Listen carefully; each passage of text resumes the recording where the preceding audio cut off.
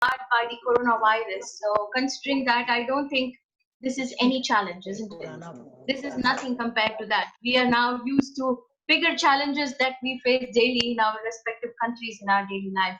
So yes, no corona can beat us. None of these technical glitches can beat us. Let's start. I welcome all our eminent speakers and attendees today. Thank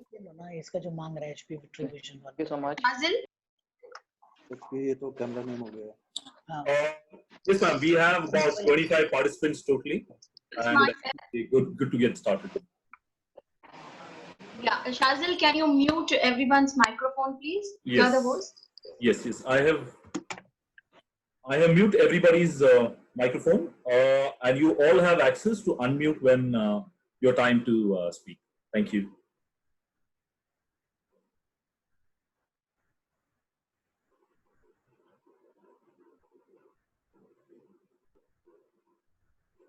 I'm in touch with most of you who have reached here today, who are here today present for the meeting.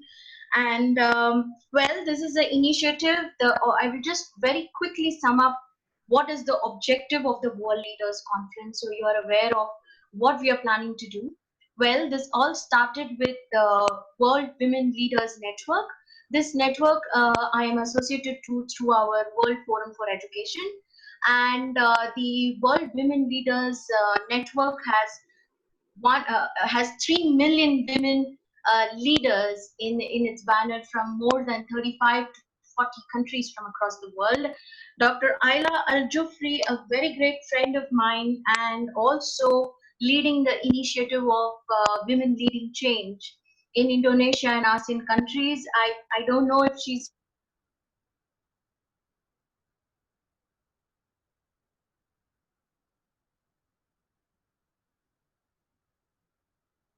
so, basically, it's a chain of world leaders from batch 1 to batch 20, where we are hosting in different countries. The first host was for the World Leaders Conference was Indonesia, then it was Malaysia, and third batch was the third batch was Italy, I think, and this is the fourth batch which is hosted by India. We have many other countries joining hands, and you'll be given intimation of wherever you would like to join in. Well, I represent the global chair of the World Forum for Education, and we know the current scenario across the globe. This novel corona.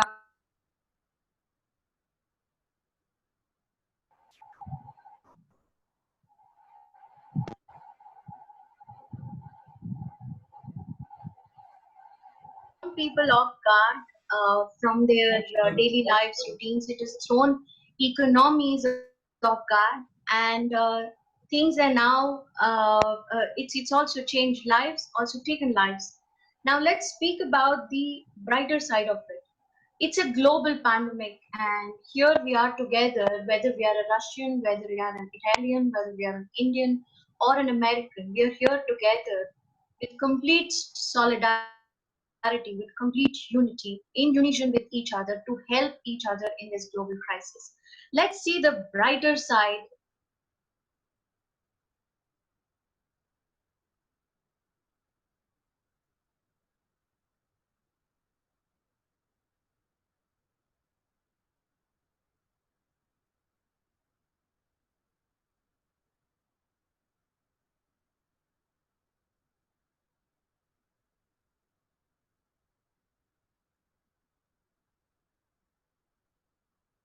Can everyone hear me? Yeah, I'm able to hear. So let's the objective is primarily to integrate thoughts, to make connections, to learn from global initiatives, to learn from each other, and try and make a difference in any way possible for this global crisis that we are all facing today. You're all stalwarts from the fields that you've come in. So today we have a mixed bag of literarians, we have historians, we have bureaucrats,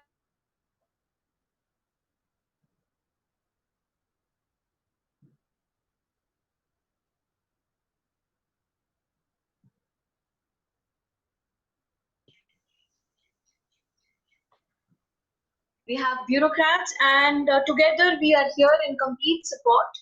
Let's see what initiatives can we come out with, what initiatives can come out of the discussions that's happening from around the world in different batches every 3 days. I will be sending you the documents of what other countries are also practicing, best practices from other countries. Well, in India, we would say that we've stayed ahead of the curve in terms of containing the virus and having flattening the curve a little bit because of our Prime Minister Modi's initiatives.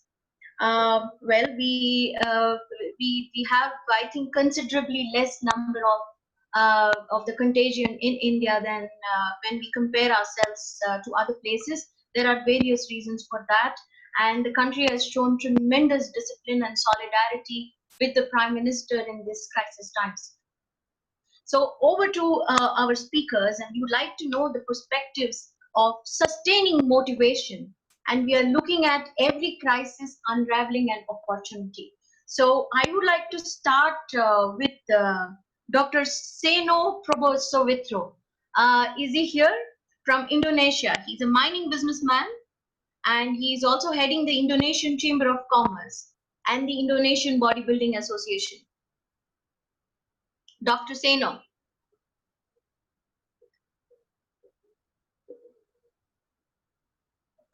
Okay, I'll move on to Dr. Helmi Yahya from Indonesia.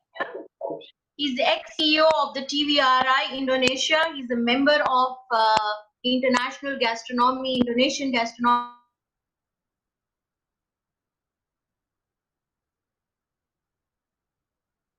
Yes, I'm here. Yeah, I'm here. Speaker and a business coach. We are very happy to have you here, Dr. Helmi. You are having a very novel topic of encouraging home entrepreneurship to family during the lockdown. Can you speak a little more about this and enlighten us? Yeah, thanks, Dr. Rupa. Hi, everyone, the honorable speakers and the participants. It's very nice. I feel very honored to be invited here. And I'm sorry, I'm not a doctor. Okay. I'm just a master.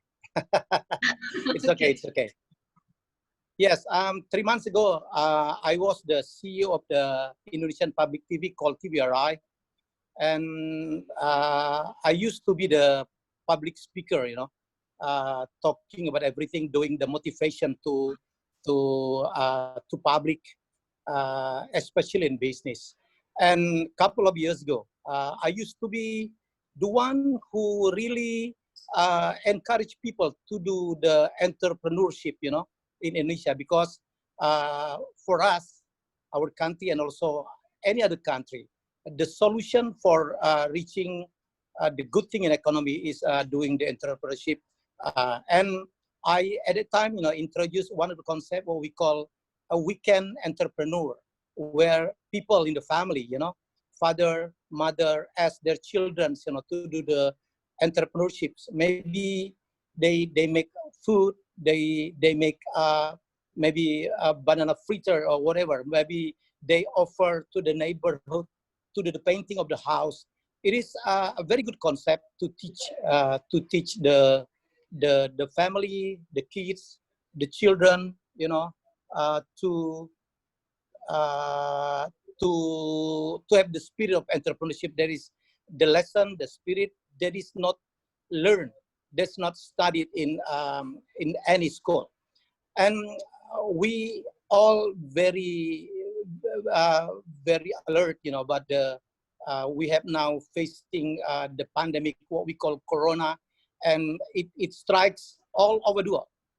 Strike the countries, the big countries, the small countries. It strike the people. It strike the companies. It strike the employees. It strike the employer. So I think our nations, especially Indonesia, needs a spirit, the motivation not to give up.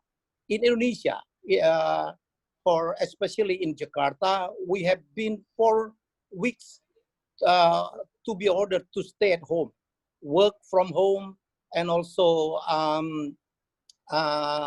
learning from home. Uh, 1 week is okay, but 2 weeks, 3 weeks, 4 weeks, and we don't know until when it will end. And many people, many persons, many families, one get bored, and some of them are getting stressed. So I talk in many seminars, webinars, doing the video conference to inspire people, to motivate people. Hey, don't complain, because it is everybody's problem.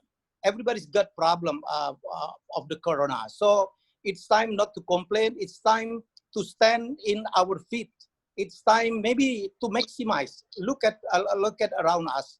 Look at what we can do. Optimize everything as our parents, as our wife, as our children. And maybe we can do a lot of things. Maybe see what our talent. Maybe we can cook. We can offer the frozen food, because so many people needed that.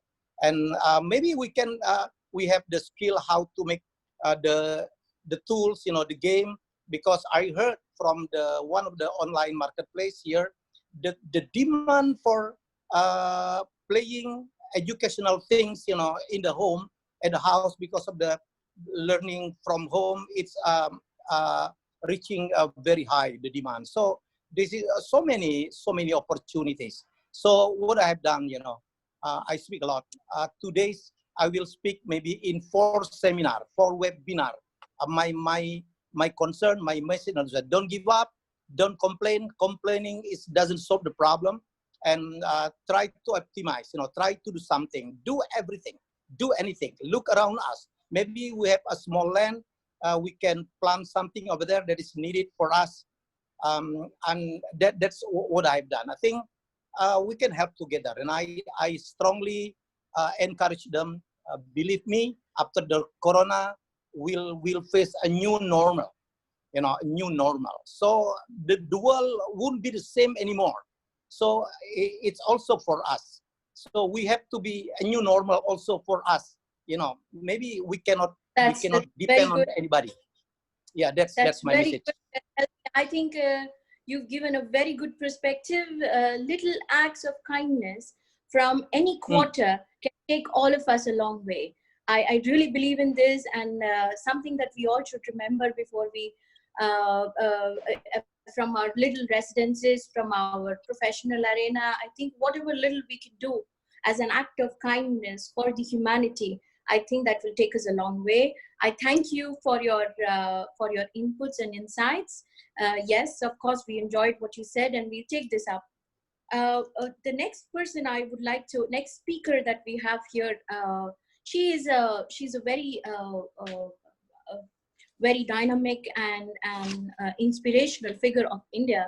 She is handling at present the portfolio of inland waterways in the Authority of India. She's a chairperson of this. Dr. Amita Prasad.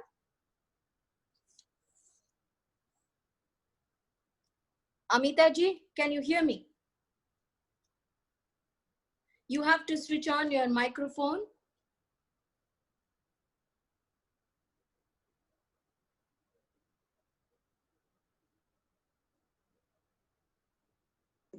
Can you hear now? Yes, Madam is speaking straight from her work today also, and she's been doing tremendous work all through 33 years for the government, for the people of India. Over to you, ma'am. Good afternoon, all. Happy to join all of you here. This is a very challenging time for all of us. I don't know why it is.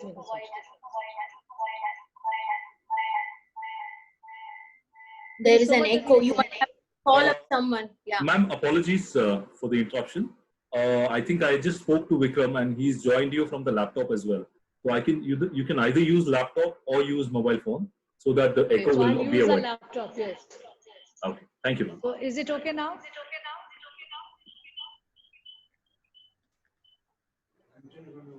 Ma'am, you need to disconnect from the mobile phone if possible. Apologies. I'm trying to do that.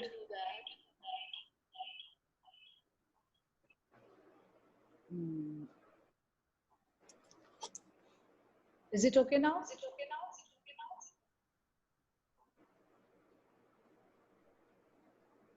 Is it okay? Yes, yes, yes, please, please. Okay. Can you hear? Yes, you're audible, ma'am. Very much. Okay. This coronavirus. But we cannot see you. You can start the video. Yeah, just a minute. I think there is some problem somewhere. There is no video on my camera, and then this is a. So I'll switch off the laptop, or you can ask somebody else to speak, and then I correct myself. All right, sure, sure, sure. We'll come back to you, Yeah, and I will come to Mrs. Kamunge Alice, who I see here from Africa, Kenya. She is the MD of Vera Beauty and Fashion College. She's a director for the El Molo Safaris, Kenya. And again, a very, very interesting topic of effects of COVID-19 on the family. We await to hear from you on this. Hello, Alice. Thank you. Hello, everyone. Can you hear me? Yes. Thank you. Hello, everyone. My name is Alice Kamunge. As you have learned, I learned a Orange called Vera Beauty and Fashion Orange. And in my work, in my connections, and I work so much with young people. And to me, I see COVID-19 as a big opportunity for family, because like we said, every problem, every challenge comes with an opportunity. For me, I see a big opportunity and a silver lining in this COVID-19 because of the family.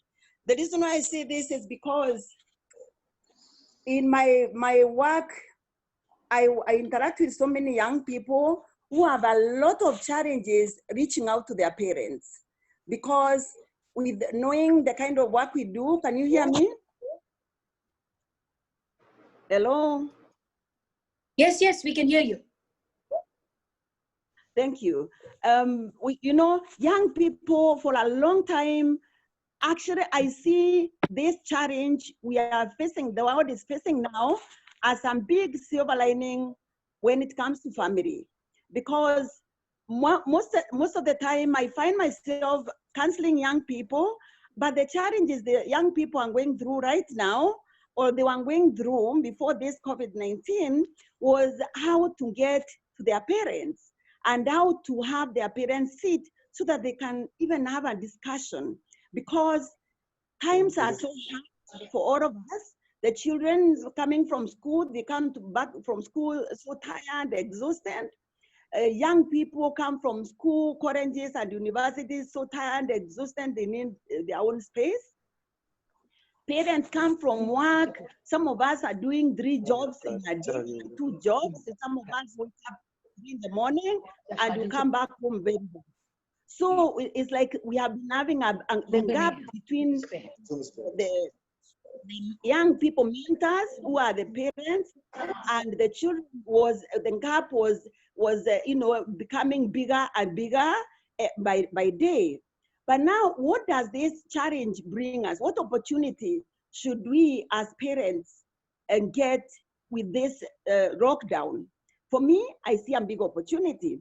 We are now as parents, especially fathers. Fathers, you have no time. Most of the fathers have no time for their children, because by the time you come home, the children either they are doing their homework or they have taken a shower, they have gone to sleep. By the time you come off their sleep, so you did not have any time with the children. So what happens? You see them maybe over the weekend, and over the weekend times are so hard that even parents are so busy over the weekend. So now, most of the time, I used to find myself counseling children who are on drugs. They are pregnant, or they become pregnant. They become pregnant and remove the pregnancy without even the parent knowing that their daughter was pregnant. Or a child stays at home, they are suffering, they are going through very traumatic situations, but they don't have anyone to talk to because parents are so busy. So what opportunities do we have here as parents and children, young people, parents, grandparents? What opportunity do we have? God is bringing us together to pick our broken pieces and look at where we went wrong, as parents, where we went wrong as children. We talk together, listen. We have the opportunity to listen to our children because now it's so boring sitting at home. You can't be on TV throughout. You can't be on your phone throughout. You can't be on your laptop throughout. At least every single family right now, you have 2 hours, 3 hours, even 6 hours to sit with your children. My kind request to parents here is, let us now engage our children. Let us try to find out what do our children like, what don't they like, what do they do out there, what do they do, who are they? Get time now to understand. We get time to understand our children, and you'll be so surprised to know what our children have been going through, thinking that they are okay and everything is okay. So as parents, I feel let's start now the conversation with our children. You won't be surprised to find even your children are on drugs and you are not aware. Your children have gone through so much trauma and you're not aware.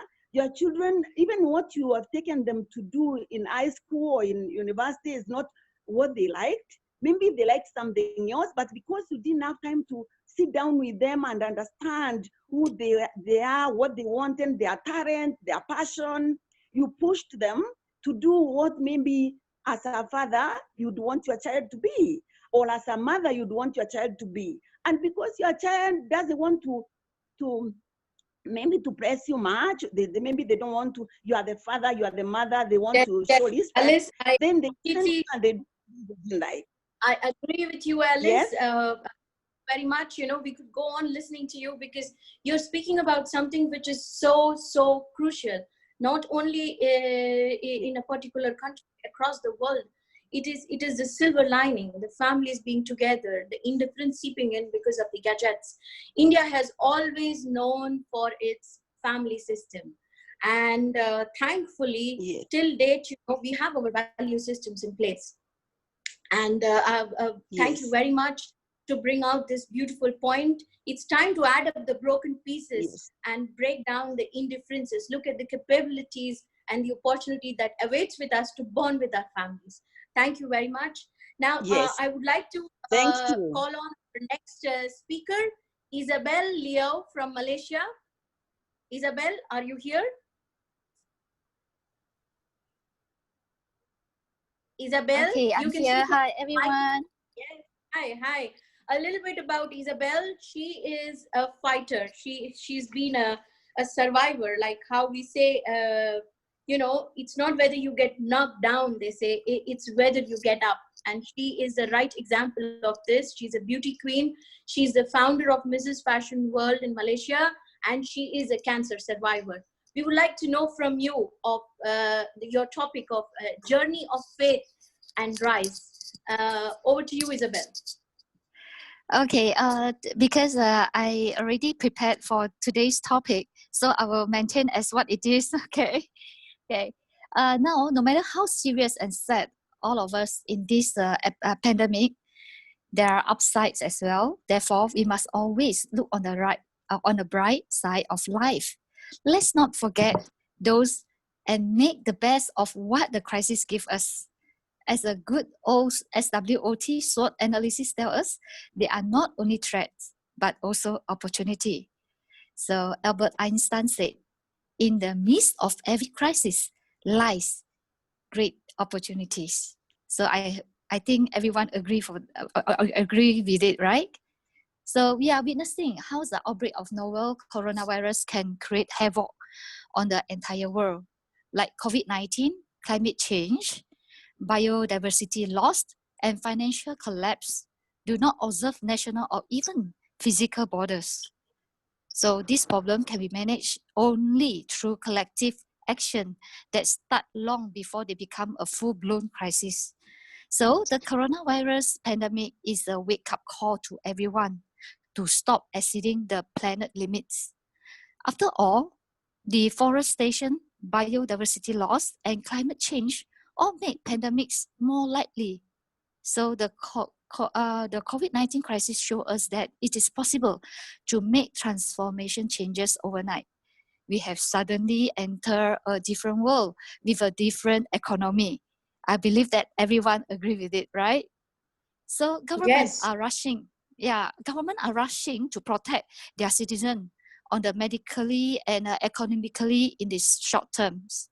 So like our government in Malaysia, they help all the entrepreneurs as well as all the citizens, to overcome this crisis. But there's also a strong business case for using this crisis to usher in a global systemic change. Okay, one of it is market changes. So this is what I can see, the market changes. The market will change, and some way it may be a dramatic change. The demand of some products will be disappear, but new demands will appear. For example, more things will be done online as people have learned to use online tools during the movement control order. In Malaysia, we call it movement control order, okay? E-commerce will be flourished even more. Retail sales definitely will drop. And more people may be working from home, and this may lead to less office space requirement and much more. So with the opportunity, I don't mean that this crisis provide extra business for companies like Zoom and Go to Webinar that enable virtual meeting like us, now what we are doing, or for Amazon, which is planning to hire another 100,000 employees. Also, the pandemic leads to remarkable innovative not being allowed to open their doors, especially like restaurants, pubs, bars, okay? Most of them are shifting to the delivery mode. Just like my children, schools and tuition centers suddenly do much of teaching and even some of the testing online.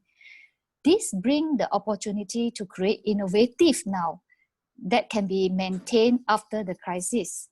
And it also can help to keep the current speed and innovative mode afterwards.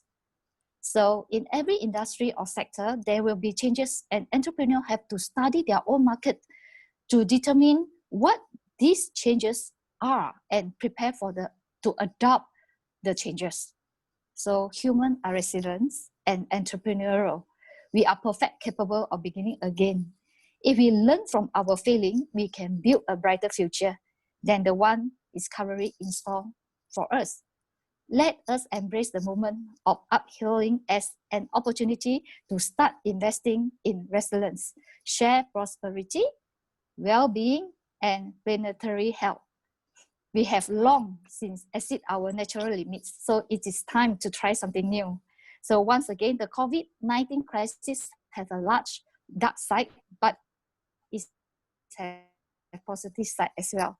So last but not least, let me end with this. Stay tough. Tough time never lasts. Tough people do last. Thank you, everyone. Thank you, Isabel. That was wonderful. Quite inspirational.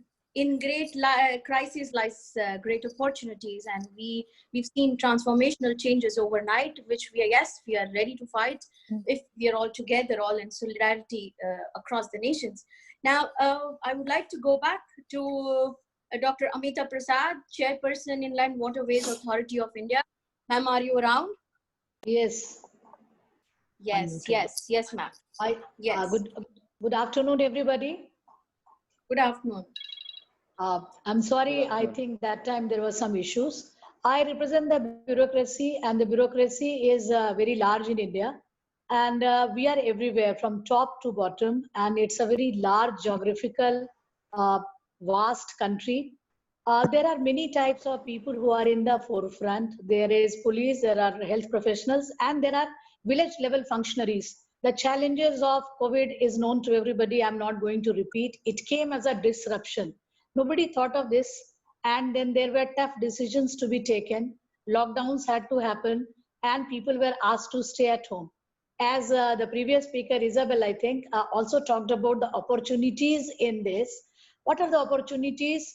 It was a very tough time for the bureaucracy to see that it is contained. First and foremost, India doesn't have many numbers as to say about Europe or America, but whatever numbers we have a very we are taking it a very deep way, and we have taken it very seriously.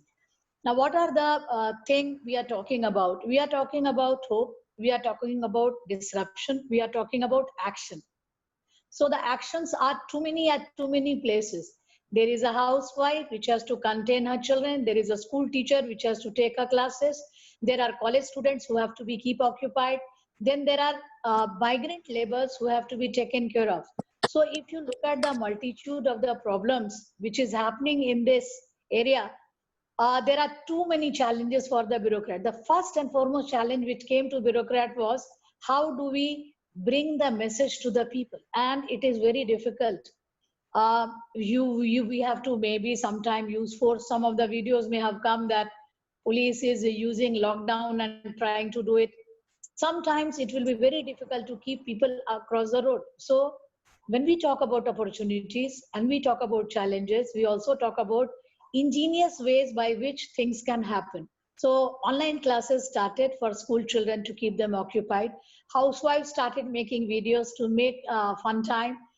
People learned new cooking lessons, but for the bureaucracy, testing, tracking, and treating, that became a challenge. And that challenge has been overcome by many things. One way of doing things is that we continuously talk to each other. In my job at present, we have ships moving, which also requires some coordination with Bangladesh. So we reached out to them, we test them, we also ask them that to be safe. So these type of things have to be done. Now, what is the things which keep us together? One thing which keeps us together is how we can learn from each other. And I think this seminar is doing to just that, that we are trying to learn from each other. What is the best practices in one country? What is the hope and practices we can do? The challenges of medical is quite a huge one. Hospitals have to be kept ready. The health professionals have to be kept ready. There has to be training.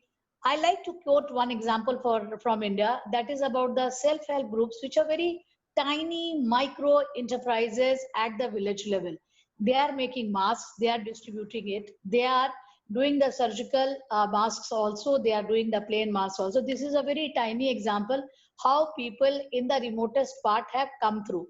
The other thing in our country has happened is we have a huge number of people who are migrant labor. They have to be also fed. People have come out and giving them rations, they are giving them food. This is one cooperative or cooperation which is embedded in our Indian culture, which talks about give and support. I think this is one example we can learn. The other thing which has also taught us that how do we keep people motivated? Government has taken many challenges and the bureaucracy is it along with the Prime Minister to the last mile. Everybody is looking at it. How do we keep the people motivated? People in the lockdown have never seen something like this. And when they see it, they are scared. There is a lot of fear. There is a lot of, so building a confidence among people is the biggest challenge for bureaucracy. If you ask that how do we come out of it, it will take a long time. One thing is that medically or health wise people can get over it, but people to get out of the entire thing, come out as a normal thing, it will take a slightly longer time. And when we talk about this longer time, we have a challenge, but then every challenge has something good to offer. It offers opportunities.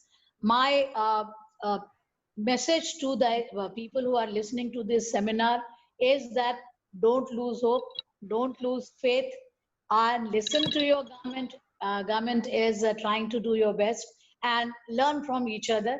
Together we have fought with many types of problems. Together we can. Thank you very much. Thank you, ma'am. Thank you so much. Quite inspirational.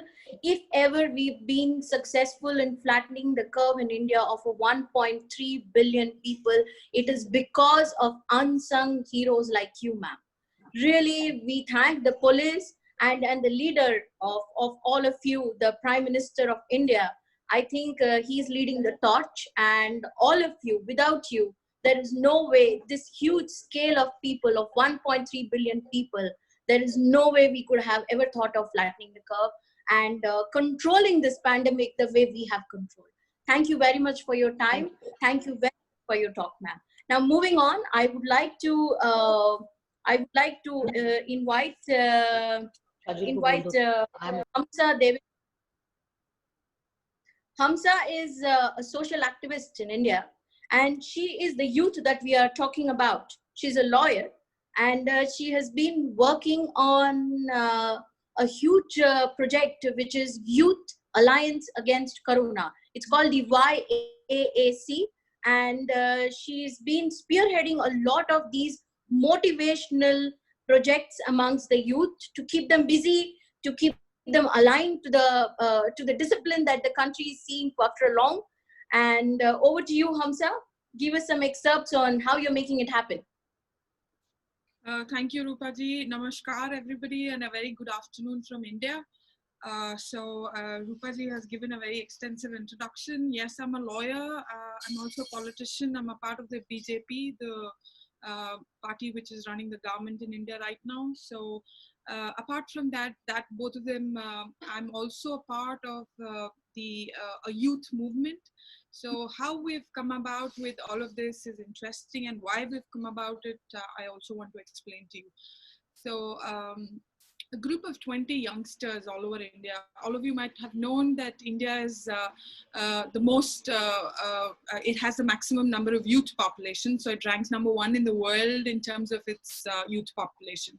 Also, in terms of the internal demography, the national demography, we have a large chunk of our demography representing the young population. So a team of 20 youngsters from all over India, all leaders in their own respective zones, have come together, and they have come up with an idea on how to engage youth for the national fight against Corona.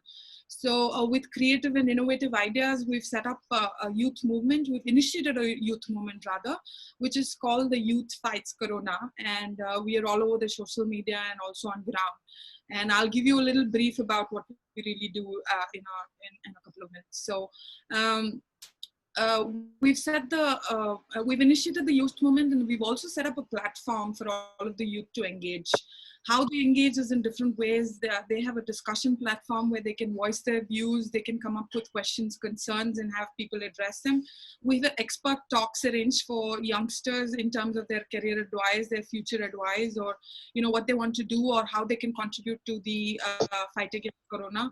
So we have doctors representing the panel, speaking on behalf of the panel. We also have, our home practitioners of home remedies like Ayurveda, also, giving sessions. We have psychological experts, who can counsel people and reduce the burden on their emotional stress during this lockdown.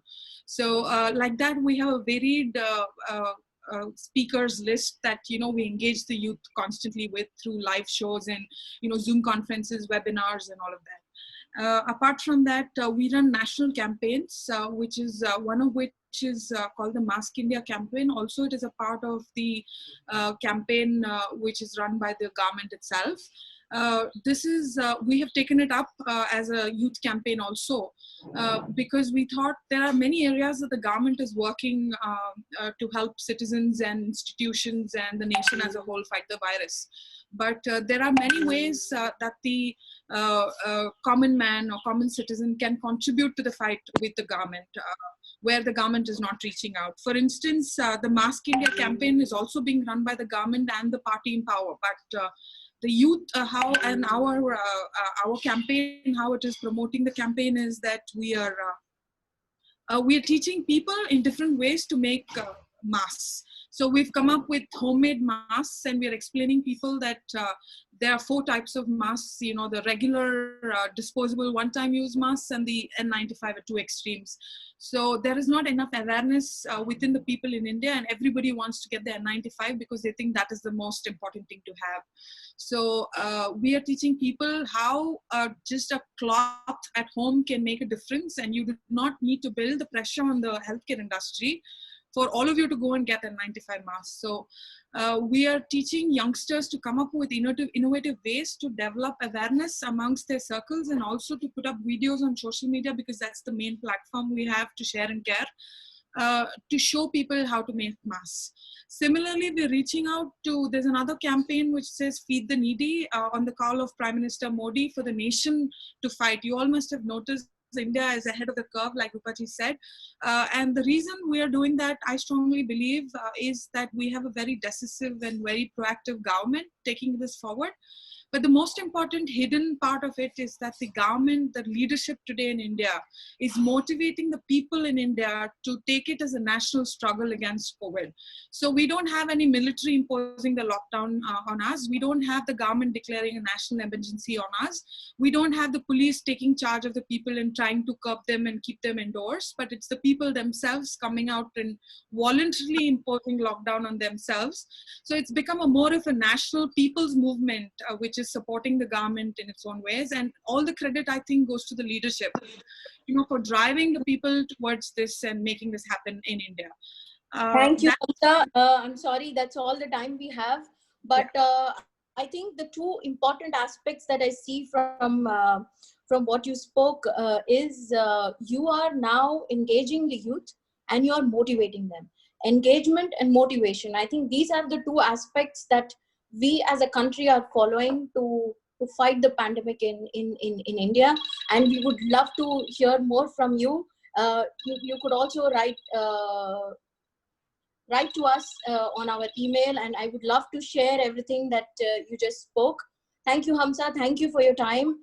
We have a whole lot of speakers, so but then yes, engagement and motivation is what I gathered from what Hamza spoke right now, and engaging the youth at this point. Well, I would like to move on now. Dr. Ayla Aljufrie, she's here. And I think when we started, she was not there. She is a very good friend of mine, that comes first. And she is heading the movement of World Women Leading Change. She's also now associated with us as the ASEAN countries chairwoman for World Forum for Education. Dr. Ayla, just say hello to everyone.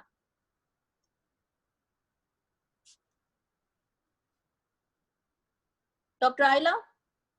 Hi, everyone. Just hold on. Hello.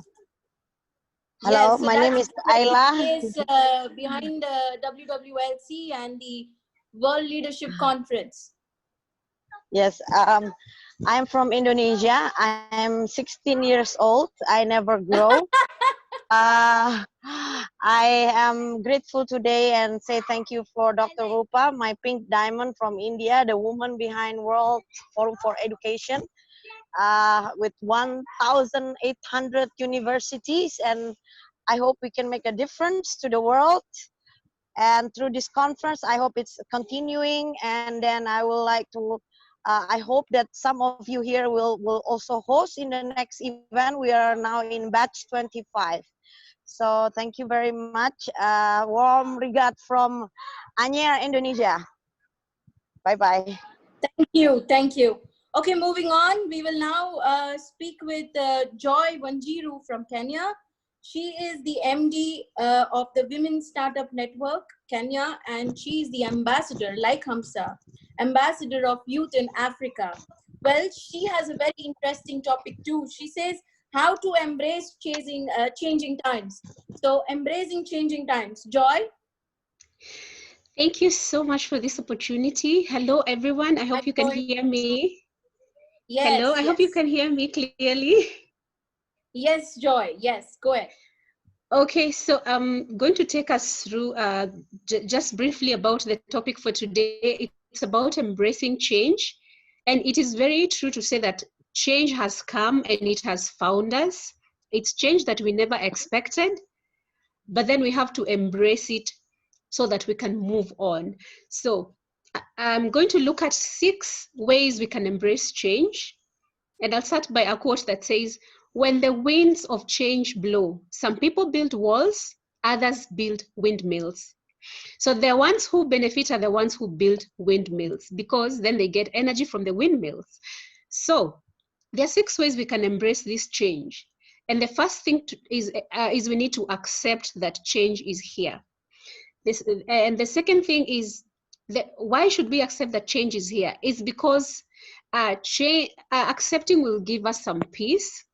And it is true, change comes with loss. For example, now we have all lost our freedom to move around, freedom to shake hands, freedom to even travel. And just like loss and grief, accepting brings healing. So the second thing we need to do is initiate change. When we initiate change, it will be easier to adjust and to fit in. And when we looking at how we can initiate change, it means looking at our business, how we can now work from home, how we can do those interviews online like we're doing now, how we can hold conferences and meetings online, how we can live healthy, and how we can, keep also fit within our homes, because now our gyms are locked. And the third way we can embrace this change is adjust. Adjusting means just everything. And this is wholesome because we need to adjust our personal lives, we need to adjust our work life, and everything to do with our lives. And the other way we can embrace change is fixing our loose ends. And what do I mean by fixing our loose ends? We have been exposed. Our health sectors have been exposed. And looking at my country, Kenya, the coronavirus has really exposed our health sector. And now the government is learning that they need to look at improving our health sector. So we also need to look at the loose ends that have been exposed for us and looking at how can we fix them. And this is the right time to fix them before the whole thing is over, so that when we now get to post-COVID-19, we are able to move on better. And the other way we can embrace this change is looking at opportunities. What opportunities are we being presented with? And someone has spoken about opportunities earlier, because every challenge presents an opportunity. This is an opportunity for those who have not embraced technology, like farmers who need to now go online, sell their produce online. This is an opportunity, and many other opportunities. So we need to look at our businesses. What opportunities can we see in this season, and how can we embrace them? And finally, this is also a time for us to gain new skills. What skills do we need in our lives, even in our businesses? What new skills do we need to develop to help us cope? And especially post COVID-19, because there'll be so much there'll be so much pressure. There's so much effect in our business. So what skills do we need to gain right now that will help us to cope right now and even into the future? And I will finish with a quote that says, the secret of change is to focus on all your energy, not in fighting the old, but on building the new. So let us focus on building the new. Thank you so much. Thank you, Joy. That was extremely crisp and beautiful words from you. Accept the change. It is the first step. Develop your skills and use this crisis as an opportunity. Yes, that's the first step. Embrace change. Here, our Prime Minister, he says, he's our leader, so I keep quoting him. What he says is, Jaan hai to jahan hai. It's a Hindi sentence, which says, only when there is life, there is world. If there is no life, where is the world? So we speak about economies crashing, we speak about crisis in economy, and that we will be left 10 years behind time. But when we are together, when we are alive, is when we can think of different things, we can innovate, we can bring it back. It's only about another 2 quarters when we will take time to come back into normalcy. So I'm happy that I spoke with you, Joy. It was very relevant. Thank you so much. Thank you. Thank you. Moving on, I would like to invite Vasudevan. He's a leadership coach, and he is also going to speak to us on resilience. Good afternoon and good evening, everyone. I'm really excited to be a part of this team of achievers and eminent personalities. Firstly, thanks to the organizers for this opportunity for me to share some of my thoughts on sustaining motivation. Every crisis unravels an opportunity. Sorry, I was not on video. Yeah. So yes, I will not speak about COVID, which has already been spoken right now, and all of us know the challenges that we are seeing. Uh, Things like quarantine, self lockdown, social distancing, and all of that. It's not even it's become a way of life right now, honestly. And these were certain things which we never even expected some time back. How is it playing out on us? It's been a challenge, and it's a challenge for many because businesses have got affected. And if there are these situations where it's a challenge, what do we need to do? We need to look at how we can become resilient. And what I'm going to talk about today, I'm going to talk about resilience. So when you look upon resilience, and the meaning in the dictionary, you come across two meanings. One meaning which says that the capacity to recover quickly from difficulties and toughness, and the other one talks about the ability of a substance or object to spring back into shape and elasticity. The second one is more for an object, while the first one is for people. But let's look at the second one. It talks about elasticity.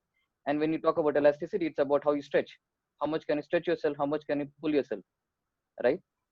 So resilience is about bouncing back, but it's not only about bouncing back, it's also about bouncing higher. Yeah. And how high can we bounce post these challenges? As a human being, there are a few thoughts. When we come across challenges, it's not about only bouncing back, it's also that we have learned. Okay. So as a matter comes back to its state, a human being does not come back to original state, but the human being becomes much learned, and there is more to that human being. Yeah. So on that note, I have just coined one acronym for resilience, and that is bounce. Okay. And what does bounce stand for? B stands for being mindful, be in the moment. It's about being comfortable with uncertainty. It's the ability to endure uncertainty. Yeah. It's about putting our life on pause and becoming more courageous, more open-minded, and being more creative. O is for optimism. It's about looking at possibilities. And here we have to look at how much keen are we on our desires. If our desires are more powerful than our disappointments, I'm sure that's the way to being optimistic. U is for unite. And I could hear all the speakers talk about how each of your countries united for this cause. India as well, right? All of us united. It's about uniting your families. It's about uniting your community, the nation all together. And the power of team is always bigger than one. N is for the new narrative. Well, yes, you learned something, but what's the new narrative that you're going to stitch for yourself? As we say, you never step into the same river twice, right? So what's the new you? Yeah. And how are you hence therefore going to look at this challenge post it's got over? C is for compassion, and compassion is about it's from two ways. One is, are you compassionate with yourself, in the sense that the way that you would be with a good friend, are you compassionate to yourself, and also compassionate with others, showing empathy towards others. And when we talk about empathy, empathy is about getting into the other person's shoes. When we look at getting into other person's shoes, we really cannot do that until unless we take off our shoes. So it's basically to empty ourselves and then get into the other person's shoes. And E is the energy to execute, focusing on acting on things that really matter to you, where we can put ourselves, our families, our teams, and our nation to the path of success. So resilience is all about bouncing back, and bouncing, as I said, my way of looking at bouncing is BOUNCE, which is be mindful, optimistic, get united, what's the new narrative, compassionate, and energy. On that note, I would once again like to thank the organizers and wish everyone on this team here all the very best to come out of this situation. Thank you. Thank you, Vasudevan. This was wonderful. This acronym, I think it's easy to remember, BOUNCE, and I'm sure everybody is going to use this now. Well, moving on, I would like to call on one of the most powerful women I have ever met. Powerful because of the way she has spearheaded the cause of soft power in India. Powerful because of the way she puts across her views on family values, culture, tradition, indigenous traditional values, and our heritage of India, who is a sociopreneur, director of Center for Soft Power, and who has a very beautiful NGO heritage doing all the activities and having social and traditional festivals twice in a year. Vijay Lakshmi VKG, Akka, are you around? Yes, I am. Thank you very much Yes, for so inviting me she to is this. going to give us a brief now. Namaskar, and thank you for inviting me to this wonderful session. It's nice to see different viewpoints from so many people. I'm going to speak about inspiration and motivation, and it comes from a quarter that so far not many people have thought about. See, the world is facing this COVID, and I think that we should never ever have to face something like this again. The pain it has caused has been heart-wrenching for many, but it has also opened the doors of compassion, of kindness, of understanding, of sharing, of caring, and much more. If we look around and we look at the way Mother Nature has bounced back, it's simply amazing. Waters have cleaned themselves up, air is purer, birds are everywhere, and it's amazing. The sky is blue and beckoning to us, and in the night you can actually see stars. You know, all this made me think, and I wondered if nature can bounce back like this, aren't we a part of that very nature? Isn't Mother Nature the one we should learn from? Because she is a giver. She's constantly giving. Have we ever thought about giving back to her? I doubt. Because what has happened is, you know, there is this word called Vasudhaiva Kutumbakam that is a much used term now. I mean, it's an ancient Indian term where we identify all creation as a family. But when I listen to people, they only talk about the human family. We have forgotten that there is a family beyond just humans. The planet was not created for man to use, abuse, misuse, and disuse. I guess that's what has brought this whole situation on. I think each one of us has to take responsibility for today's situation. It's not necessarily the COVID, but all the other things that are happening because of that is our responsibility. If you look at, you know, recently I've been reading a lot, and I'm looking at all ancient cultures. All ancient cultures lived in sync with nature. They lived in sync with nature. They never thought nature was apart from them.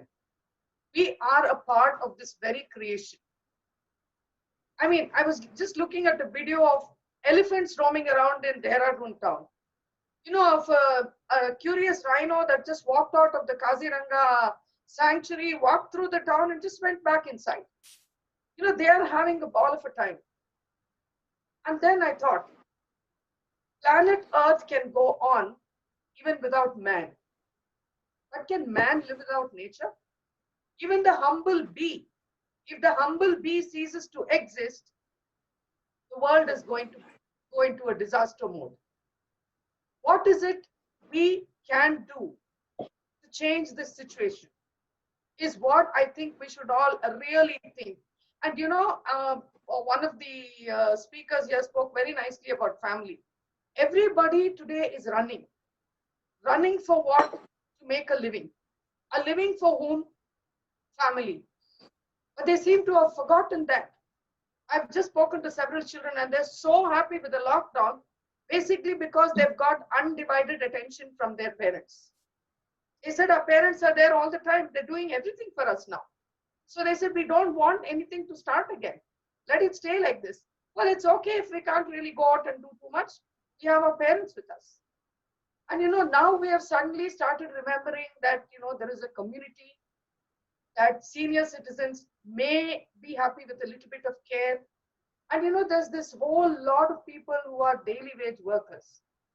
And I must say that I'm really happy to see, in fact, we contributed to a couple of people where, it's not a regular NGO, but there are individuals who have taken it upon themselves.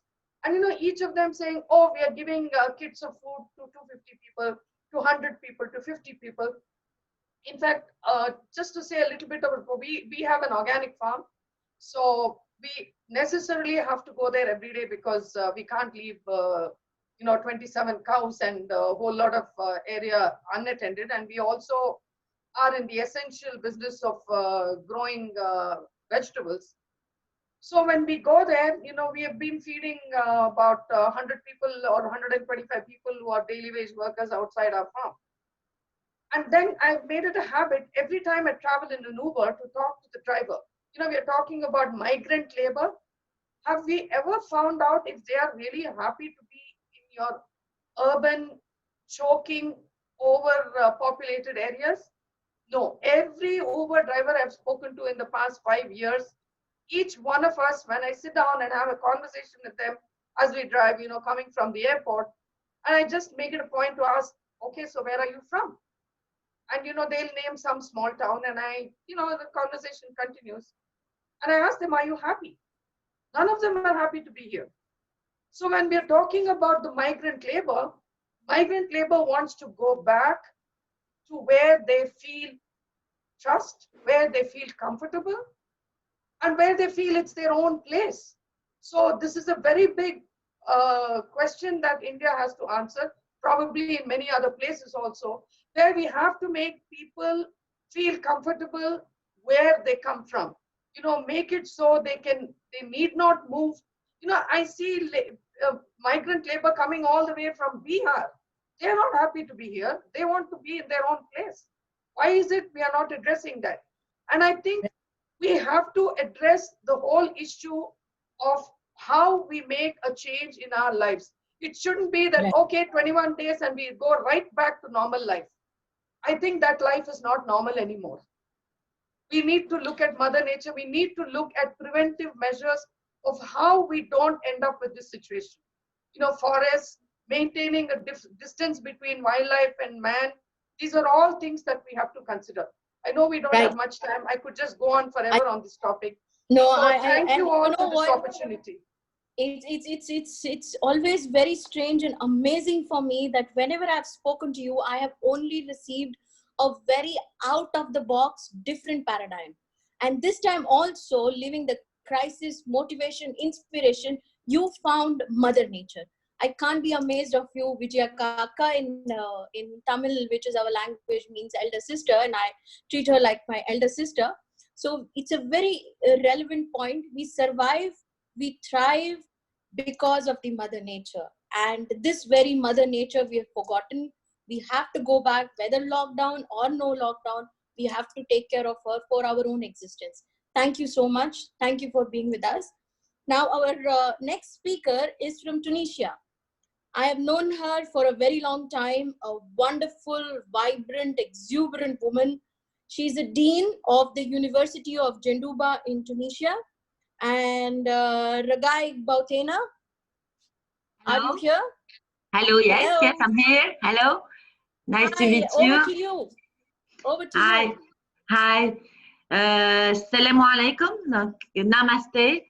I'm very happy and proud to attend this World Leadership video conference. I would like to thank Dr. Rupa for giving me the opportunity to participate to this exchange of experience, especially in front of such a beautiful and rich and diversified audience. Let me introduce myself. I'm Dr. Gaïb Boussaina, Dean of the University of Jendouba, Professor of the University, and I'm specialized in management science. Our topic in this batch is sustaining motivation. Every crisis unravels an opportunity. Yes, I'm really convinced that we can, through each crisis, whatever its origin, its magnitude, we can take an opportunity and learn from it.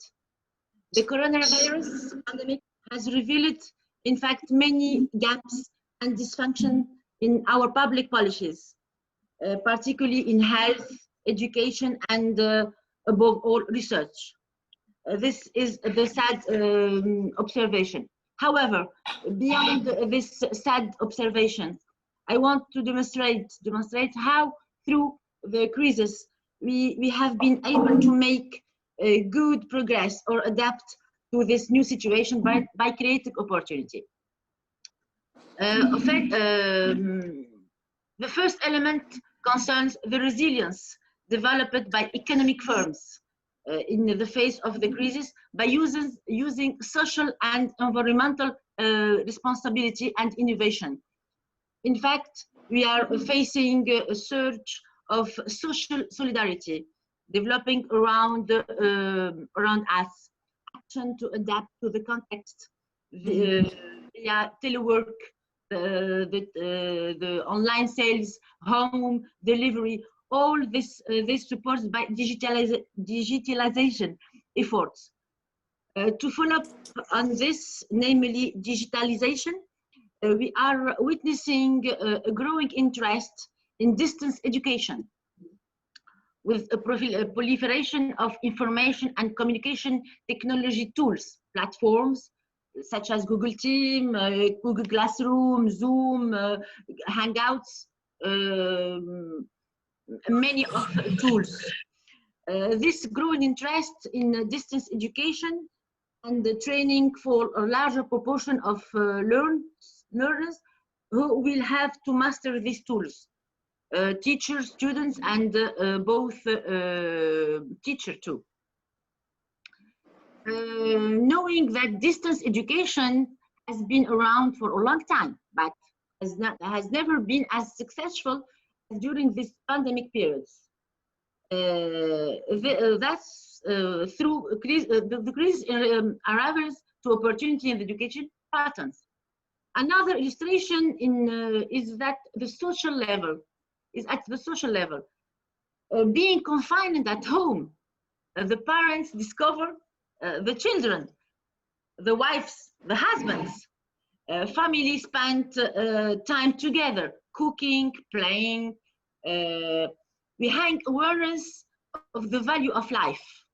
We are witnessing outbursts of solidarity towards the most deprived person and poor person. Civil society association play an important role in relaying public acts. People should appreciate the moment at their fair value, create moment of pleasure, such as barbecues and on the roof of the house or singing on balcons. Magic moment, unforgettable. In this process of translating the crisis into opportunity, women play a role of leverage on which society has the obligation to rely on. Crises are not a disease from which it can't emerge. It is like a kind of new birth. Tunisian experienced, everyone is that Tunisian experienced a revolution in 2011, which overthrew a totalitarian regime which almost destroyed its economy. But the Tunisian people, especially the Tunisian women, to be reborn from their ashes and put in place a new constitution which advocates the value of freedom and democracy. We got even a Nobel Prize. So in the end, what can I say? What doesn't kill us makes us stronger. The world will necessarily change. There will be a before Corona and an after Corona. Don't give up. Thank you so much. Don't give up. God bless everyone. Thank you so much. You're so right. I belong to the education sector, and now more than ever we have realized, because of this disruption, how important it is to innovate, to master the ICT tools. Well, we had heard about distance education. We had heard that these are platforms. Of course, we were using learning and management systems at the university, because as is an innovation university back in India, but to use it every day for 6 hours with engaging the students, because it's never the same. The online dynamics of education are extremely different from the routine. So making it possible is a very, very difficult task. It's easier said than done. And I can't agree more with you that it's now more than ever that we've started engaging in the ICT tools and taking them more seriously. Thank you very much. Thank you for being a part. Thank you. I would now like to invite Mrs. Rati Ibrahim. She's from Indonesia. She's a psychologist, and she's a member of the Indonesian Gastronomy Association. She's the founder of Personal Growth Counseling and Development Center in Indonesia. Mrs. Rati Ibrahim, over to you.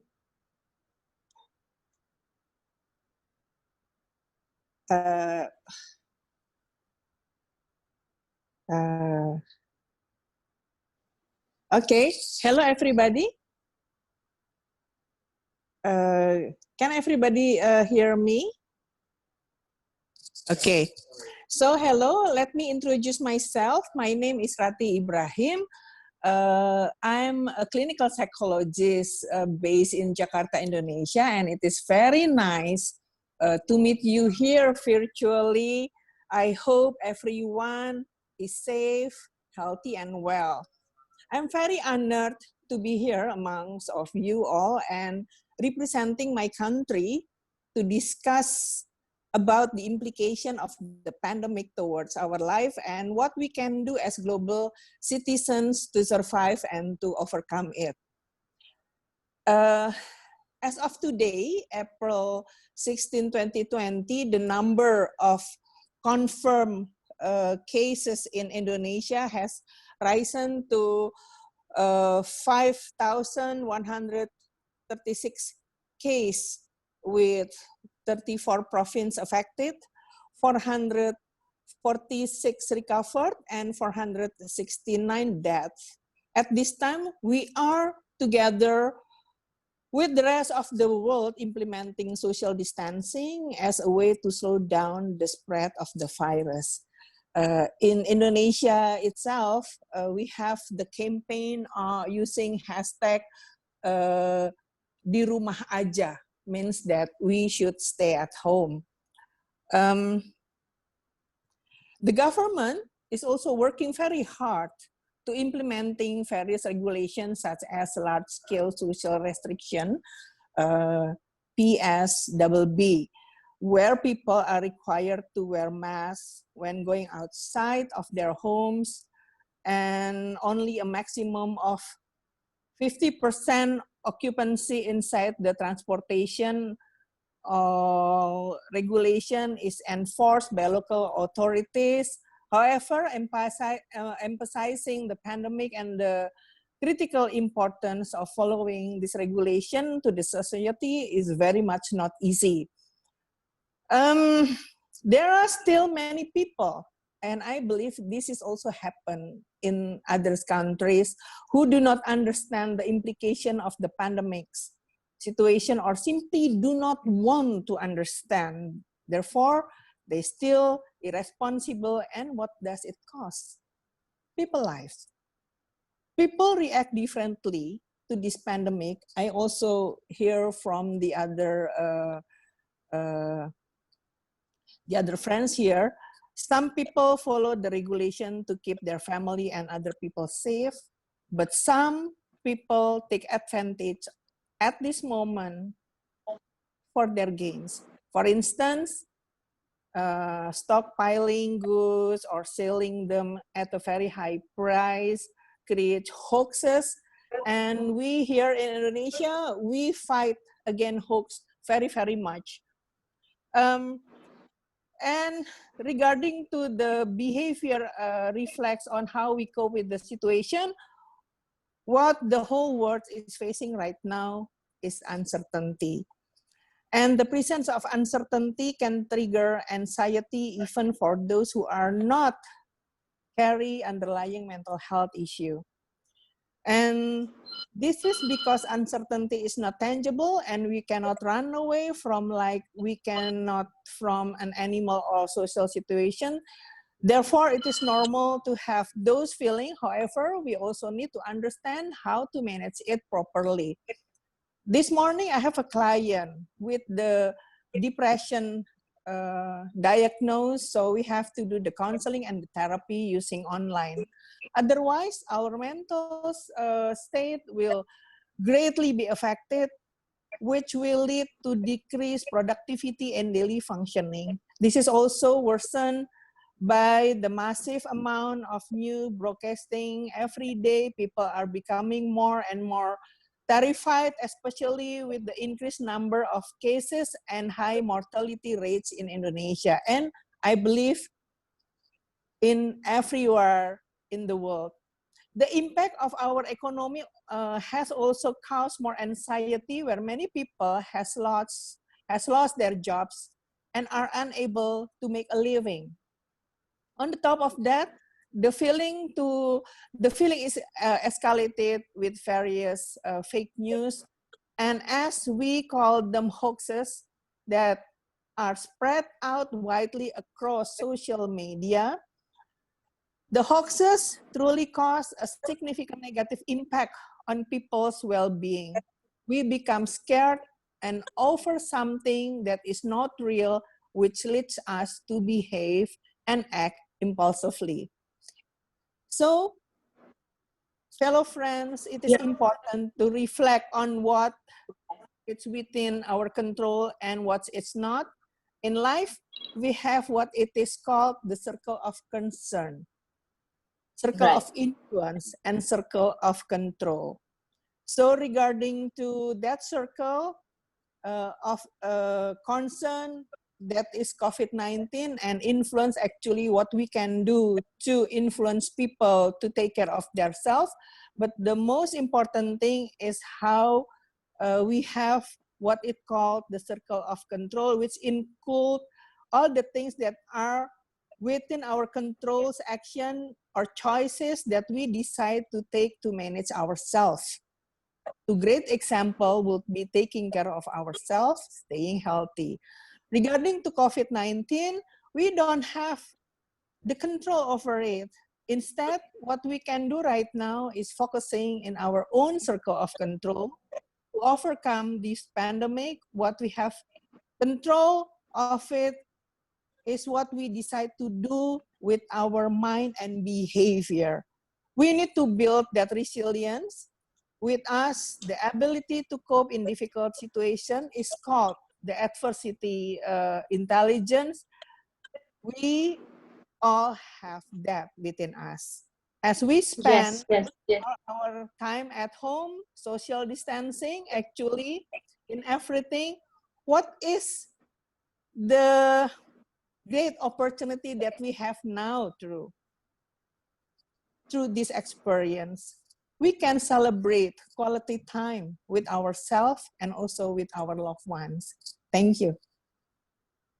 Thank you so much, Rati Ibrahim. It was wonderful here. You're right. Uncertainty can trigger depression. Uncertainty can trigger anxiety. And what we see now is not even a percentage of what we are going to see post-lockdown. There are going to be a lot of cases of anxiety and depression which people are going to go through. But yes, in these times, we need to stand strong and develop mechanisms to cope with such scenarios in each country and share amongst each other what we could do to manage the crisis and to come out clean and successful. Thank you so much, You're welcome. Rati, and it was wonderful to have you and have your insights. Moving on, I would like to invite another very good friend and a speaker, Mr. Rajesh Padmar. He has been working with the youth. He has been working for a lot of social causes across India since about 30 years. And he has done a phenomenal job in placing views and points towards the government of India, and which has been taken into consideration for policy decisions. He's done a phenomenal job, and he is also a teacher. He's a lecturer by profession.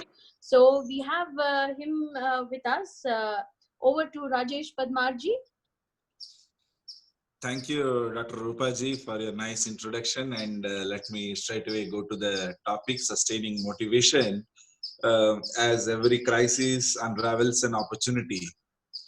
So this topic, actually, the word motivation itself, by its basic nature, it's a subjective word, it's a relative word. And few people can be motivated on their own. Few people can have motivational things from outside also, maybe within also. So this word motivation itself ranges from person to person, and also it changes according to the situation. Some people may have the motivation in one day in a different way, it changes in another way, another day also. So the word motivation itself is very subjective and relative, and depends on the comfort zone of a person also. For example, the present lockdown may be a sweet home locked situation for those who have got a bank balance, but it is a very miserable days for those who are having work as a migrant worker or a daily wage labor. So there are a lot of issues to be addressed. So the motivation itself is depend on few comfort zones of a person. And as I said, the motivation may be changing from personalities to personalities, countries to countries, situation to situations.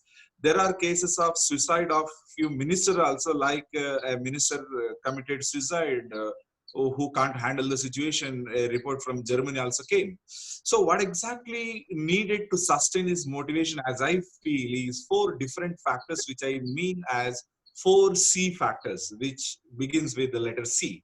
The first one, I believe that confidence is a key word of motivation.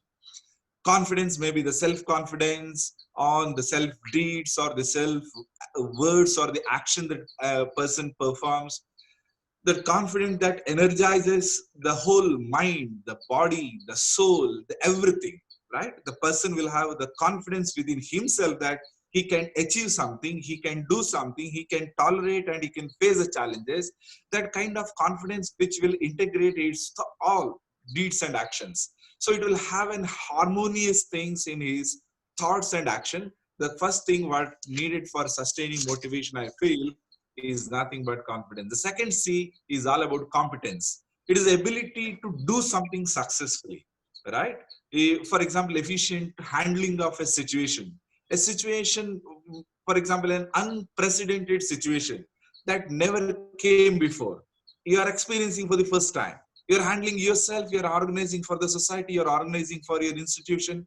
So how exactly Prime Minister Modi is handling the corona fight in India as a global champion? Of course, India has its own challenges, its own opportunities also. We have got a huge population. We have got 1.3 billions of population.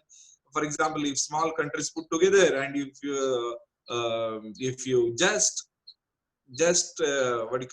compare with India's population, we are handling so much of countries' problems at time together, which is so diverse. So competence is very important. It may be behavioral, core competencies, the functional competencies, the management related, the technical aspects of it. So it reflects the overall theoretical and practical knowledge of a person, how to handle the motivational things. And that's why competence is a very important thing. The third C itself is about commitment. How committed the person is about the goal, the cause, the activities performing. So to sustain motivation, the commitment of a person is also very important. There will be huge challenges. There will be a lot of hurdles. There will be so many alternative ways also, right? A committed person only can handle the things in a different way. He'll be always motivated. He'll never go suppressed. For example, the Virat Kohli, he is leading the India. Aruni Masina, a mountaineer who is leading, or for example, Rupa Vasudevan herself. she's organizing all these things. There were technical errors. She switched on to Zoom. She's leading. So a committed person only can have or think of the alternative ways, and that is what sustaining motivation. And the last C after this, confidence, commitment, competency, is maybe strange for few, but I think it's very important. There is nothing but the culture. As a social domain, culture itself is very, very essential to, to have the motivation all along. For example, as a social being, everyone derives motivation from the social things, social aspects. In India, the most important model of sustaining motivation itself is culture. Culture itself. For example, we are such a large country, lockdown, we have got different things, many opinions, social media, political parties, oppositions. There were a lot of analysis, criticism, and everything is going on. But what united this India itself is the cultural aspect. For example, Prime Minister asked the people to have the claps, to use thali, to use the conch, the shankha, and the people came with that. He asked diya to be lighted. He asked the mombati or the candle to be lighted. So India is united on the basis of diya, on the basis of the thalis. India is united again based on Ramayana and Mahabharata stories, which were 30 years back shot and telecast in the TV televisions, and it reappeared, it resurfaced, and the young Indians who are just millennials, just under the age of 19-20, they received it very well. So India is united based on Diya, based on Ramayana, based on the Jayantis. Recently we had Ambedkar Jayanti, or maybe the Mahavir Jain's Jayanti. Recent festivals like Yugadi, Vishu, Ramnavami, the New Year festivals of different states. So India is united based on this culture, and this culture itself being the motivation of every Indian. That's why sustaining motivation in India, as far as Indian life is concerned, it is culture, or the cultural aspects, maybe in the lifestyle, the food habits, the diversity in the food, the diversity in the language, the diversity, the way we think and live our life. So all these cultural aspects re-energizes, it re-energizes the passion also, it refreshes the ideas, it refreshes our activism, and all about the human values we have, compassion to others, having sympathy, empathy with others, taking care of young ones, taking care of the needy, taking care of the poor, just like we had the Sarve Bhavantu Sukhina concept where everybody be happy and prosperous. That kind of cultural aspect also is very much important part of our motivation. True. That's what I thank you, Rupaji, for this Thank you so opportunity. much. It's so true. We've always been a unity in diversity nation. With 30 states, 1.3 billion people, what's always kept us strong is that we have been strongly rooted to our tradition, to our values, to our systems, indigenous knowledge systems, and culture has always played a very important role in the success of this nation. Thank you for the 4 C's. We will not forget: confidence, competence, commitment, and culture. Moving on now. Thank you, Rajesh ji, again. Moving on, I would like to know if Ingrid from Russia is here. Yes, I'm here. Yes, I'm yeah, here. Hi. Ingrid is a journalist. He's the press secretary of International Diplomatic Club. And I had a small talk with him day before yesterday evening. And I would like to say that, yeah, Ingrid, yes, but I would like, because my a very good friend, my guru, is my president of my diplomatic club here. It's big honor for us, Mr. Sergei Dvoryanov. I would like to give him a first word because he is our major. We would like to listen. And I respect him too. He's been to India 3 times and he knows more about our culture than us. So I'm very happy to have you here, sir. We would love to hear from you. Namaste. Yes, namaste. Namaskar to everybody. Thank you so much for this wonderful, great opportunity to give a speech to so profound society and audience. And first of all, of course, I want to say Mangalam Bhavatu, everything auspicious in your life. Wonderful, very wonderful. Day. Yes. I was in India more than 30 times. Recently, I came from big international BRICS conference, Just one month ago, I was in New Delhi during the beginning of that coronavirus infection times, and I was involved to all these panics and discussion what we can expect in future. Please switch on your microphone. It's got switched off. Yes. Sorry. First of all, it's very important that this challenge is a mercy of God. Of course, if we are looking for the close future of our old civilization, we see that the model, first of all, economic model of exploitation of the natural resources, which we are following, is very limited.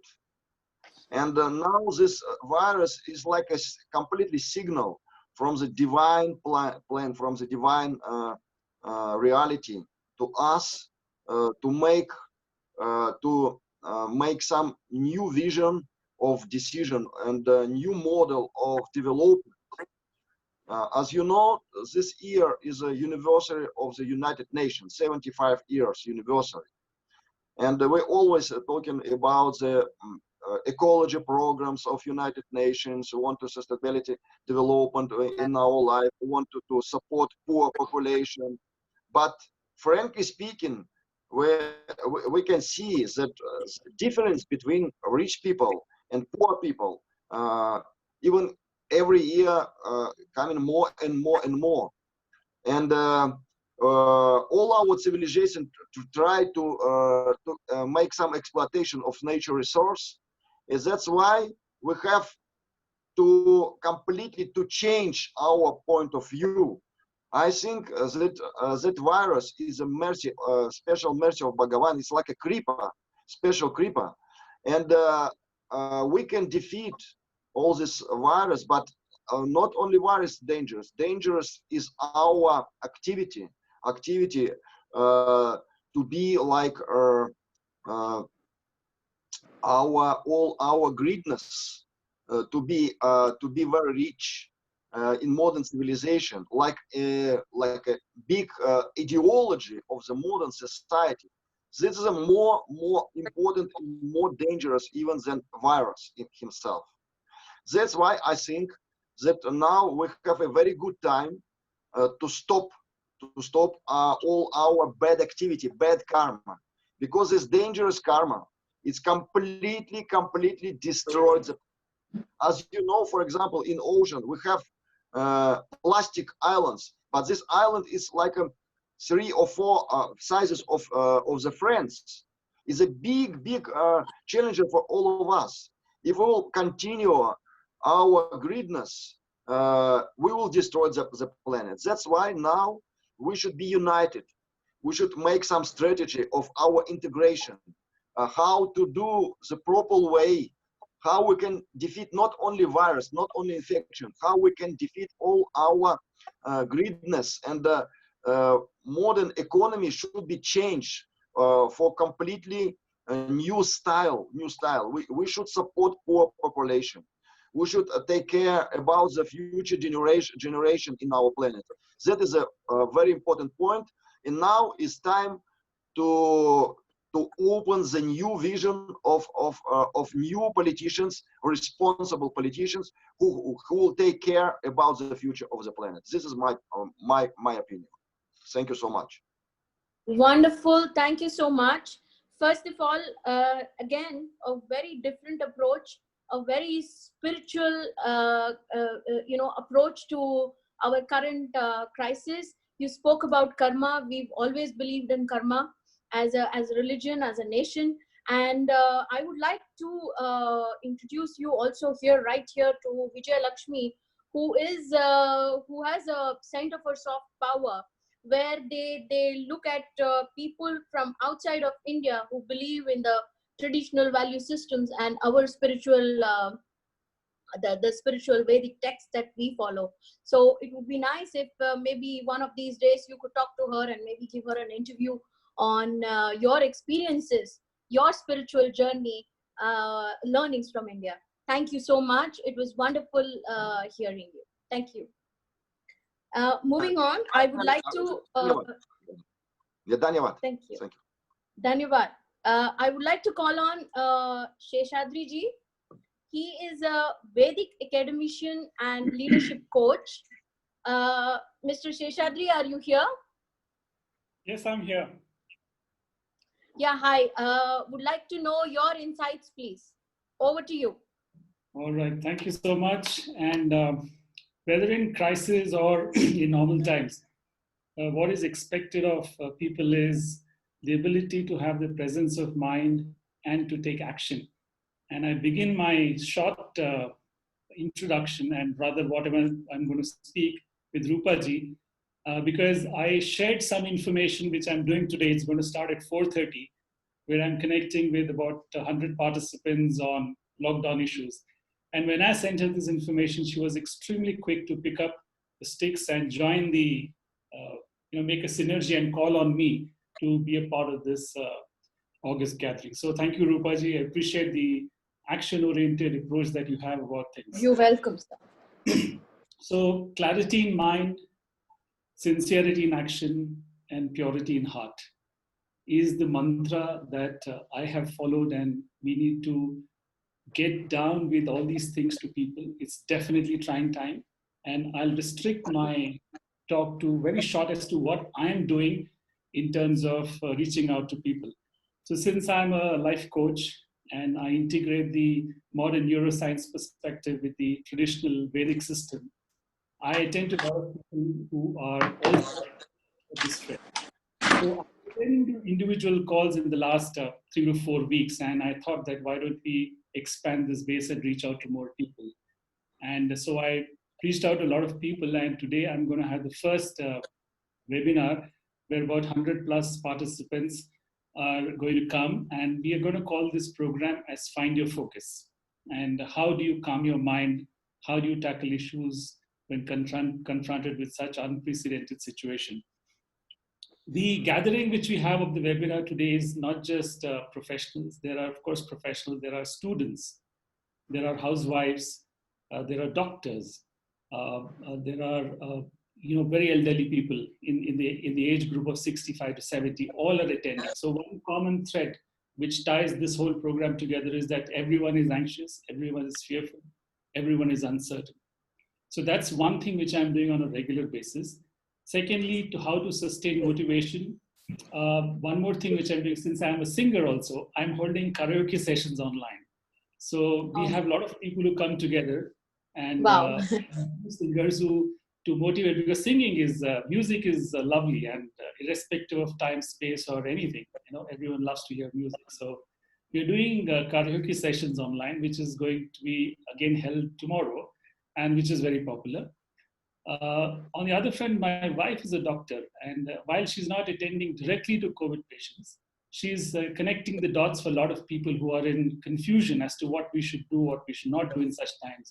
Should we wear a mask? How many times should we wash our hands? And so on and so forth. So as a family, we are also contributing in ensuring that the right messages reaches out to the people.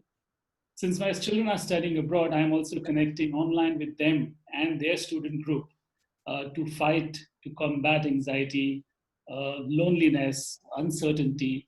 And I think one of the speakers talked about the money part of it, which is very, very taxing for a lot of people. In fact, some of the students have been asked to go back because they were unable to pay the fee.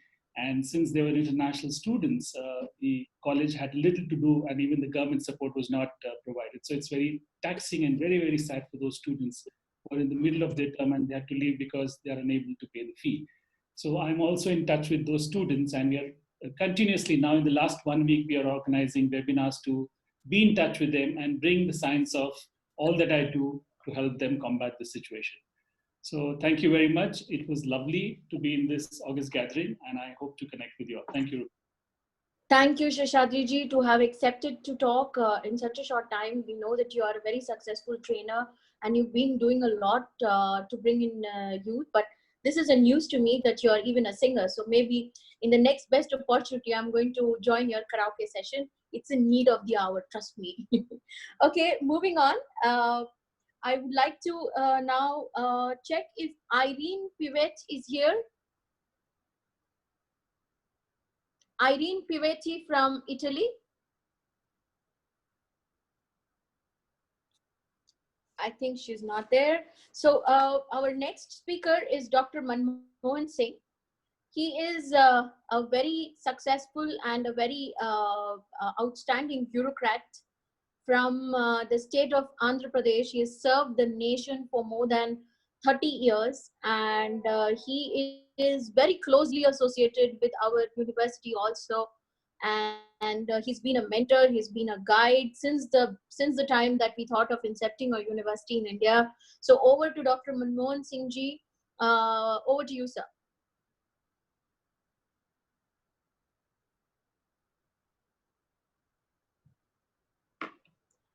Yes, sir. Manmohan Singh, sir.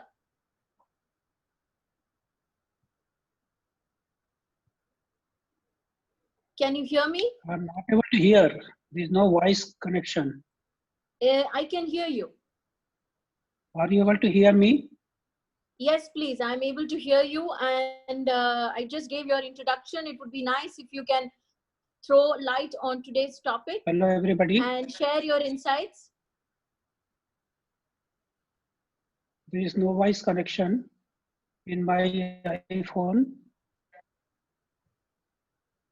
I can hear you, sir. I'm not able to hear.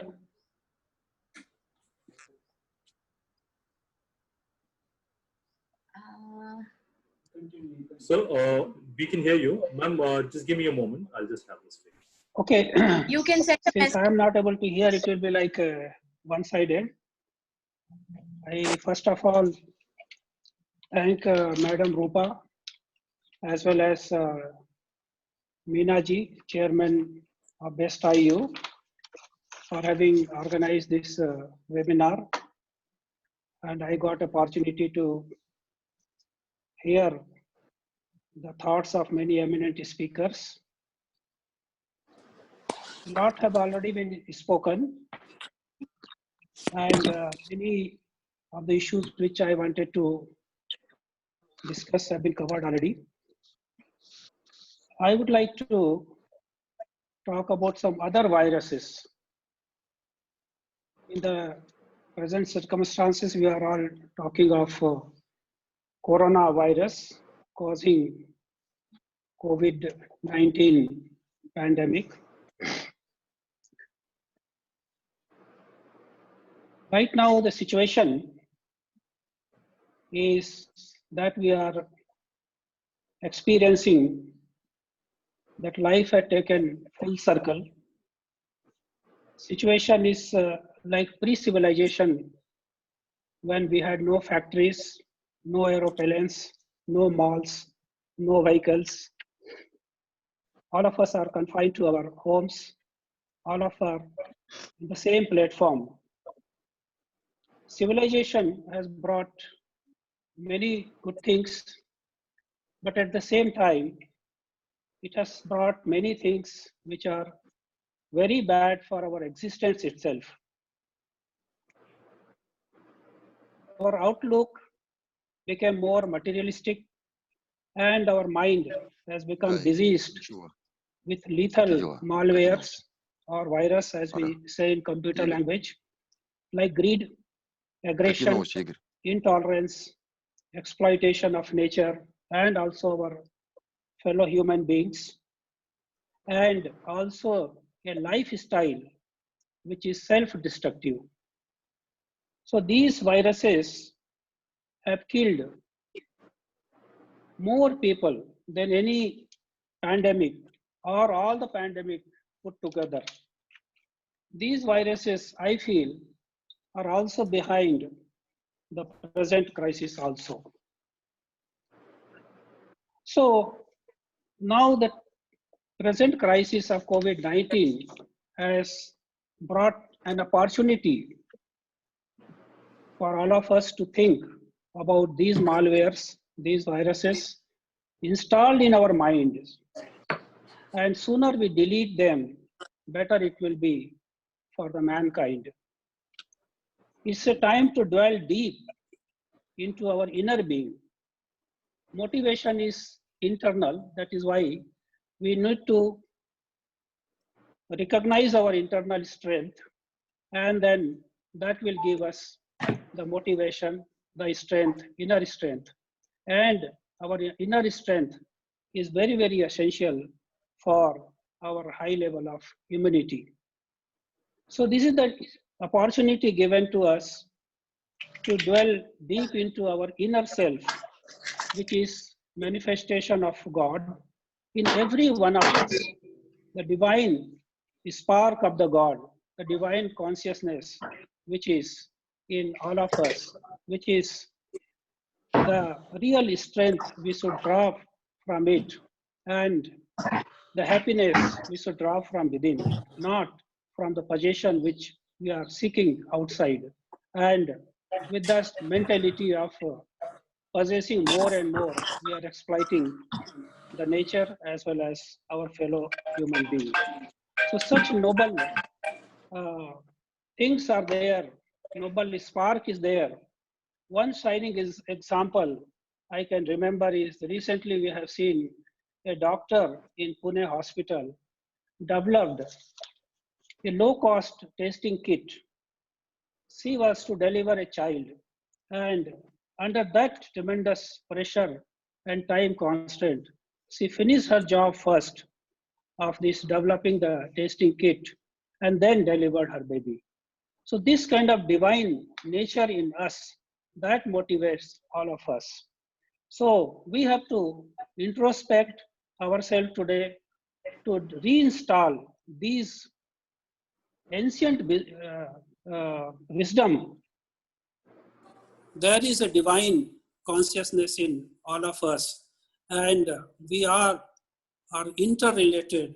We are part of the same universe, as the earlier speaker was saying about Vasudhaiva Kutumbakam. And with that kind of spirit, our action, we should direct in such a way that it gives happiness and freedom to everyone, everywhere in this universe. With these words, I once again thank all the speakers who have joined for this conference and also the organizers for giving this valuable opportunity. Thank you all. Thank you, sir. I hope you are able to hear me. Well, I completely agree with you. This is the time to reflect, to delve into our inner being, look back at the inner conscience. That will have a far, far, far more permanent effect than a temporary COVID-19 or a stress that we are facing for a couple of months. Completely agree that it is a permanent solution. Thank you very much to have given your insights. We are very happy you could join us today. I think we are done with most of our speakers. I'm sorry if I have left out any. Is there anybody who is here and who is not spoken, please?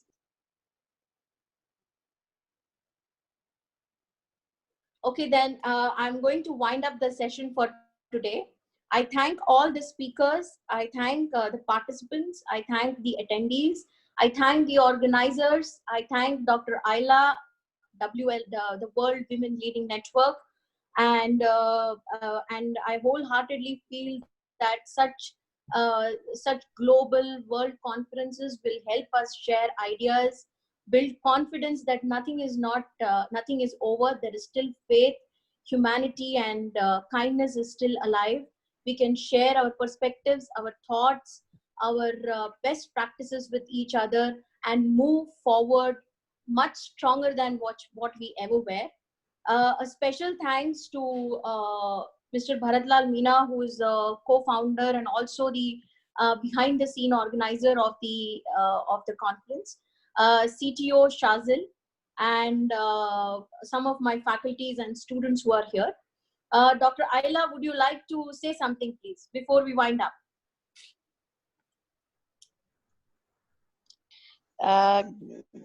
Hello, Dr. Rupa. Thank you so much. And I see there is some participant here that I have not met, and maybe we give 1 minute to each participant to introduce themselves. 1 minute? Yes, sure. Attendees can please introduce themselves. Starting with the Vice Chancellor, Dr. Maheshwar. Yes.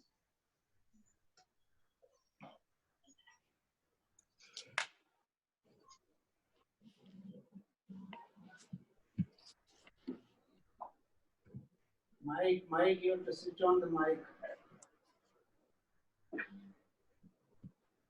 Motiveness and the importance of this particular thing, and I'm very sure that this has this has brought in sort of changes in our understanding, vibes, and positiveness. I thank everybody for having joined and supported our chancellor's spirit and intention. Thank you very much. Shazil. Hi everybody, this is Shazil. I hope you all can hear me. This has been a wonderful initiative. I think anything which comes out from the minds of Shri Bharatlal Minaji, Dr. Rupa Vasudevji, and I think they're supported by people across the world. It is wonderful. And one small highlight, I think everyone presented what they are doing. I think I am surrounded by a lot of heroes. These heroes are the students of Best Innovation University. They have been actually manufacturing these face masks at home at large scale and distributing it free of cost in the communities. I think it deserves a round of applause, and I think everyone can take a hint from here, and we can contribute in our own ways to the community. That's all, man. Thank you. Thank you, Shazil. Dr. Mallikarjun.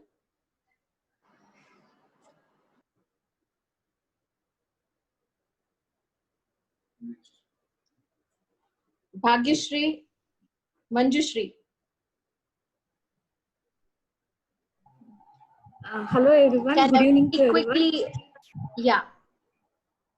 Good evening everybody. I am Manjushri, working as an assistant professor at the Best Innovation University.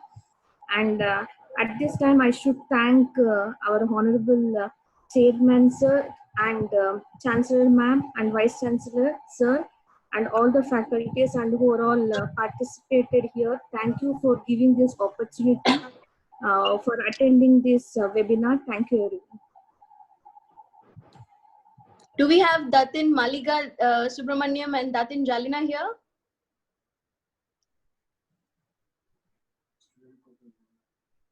I'm here. Yeah, hi. Hello everyone. I'm calling from Malaysia. Thank you for the invite, Dr. Rupa and Dr. Ayla. It's really nice to hear so many of you doing so many wonderful and inspiring work in your own areas. And I like, I think it was Dr. Vijayalakshmi who spoke about nature. Very inspiring. I think you're completely right, Dr. Rupa. She spoke completely out of the box. And I think many of us have reflected that part of, us being part of nature. We always think about the high level of material world, what we do on a day-to-day basis, on a routine. But what she spoke about is completely, back to the basics. I do some work on that area as well, and I also help a lot of women businesses. My focus is a lot on the business, SME entrepreneurs. I'm a founder of a chamber. I'm a founder of a World Women Forum. It's really amazing to be connected with all of you. Really, thank you so much. Thank you. I think that's it, Dr. Ayla. There is some participant from Indonesia. I would like to introduce Madam Ninuk from Indonesian Gastronomy. Please speak. Introduce yourself. Introduce yourself. Yes. Hello, everyone. I'm Ninuk Puryono. I'm from Indonesia and I'm an observer, member of the Indonesian Gastronomy Association. And it has been a pleasure for me to be able to hear about what's going on and how other countries are handling the pandemic of COVID. And I'm very happy to hear about all the united efforts and all the how everybody's helping other people keep healthy and have safe minds.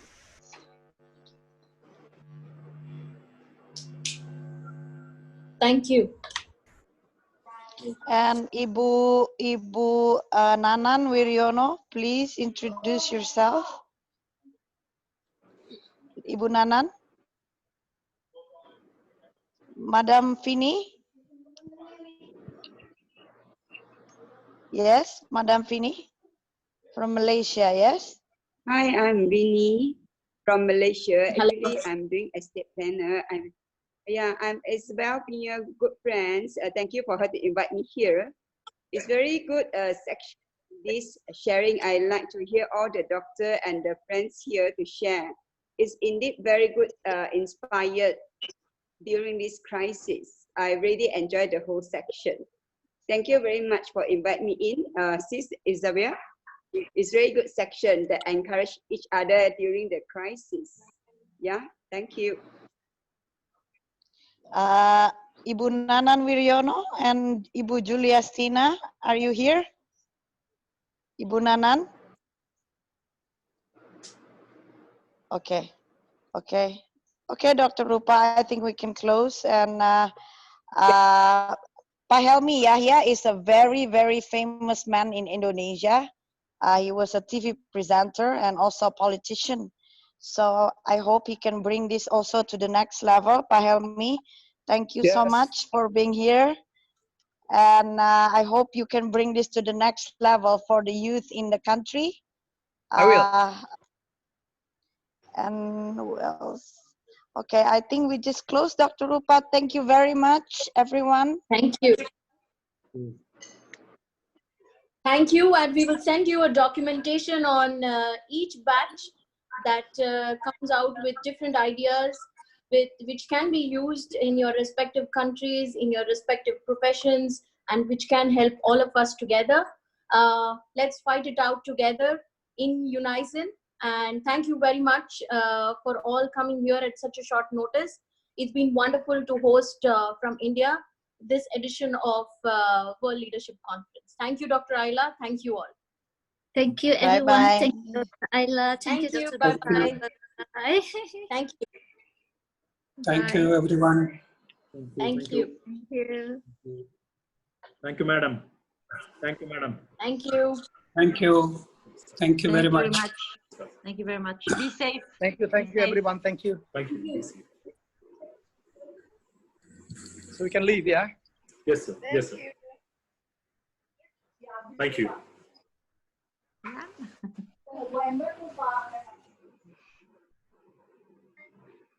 See you. فيش نخرج منها. يلا كيتي لا réunion.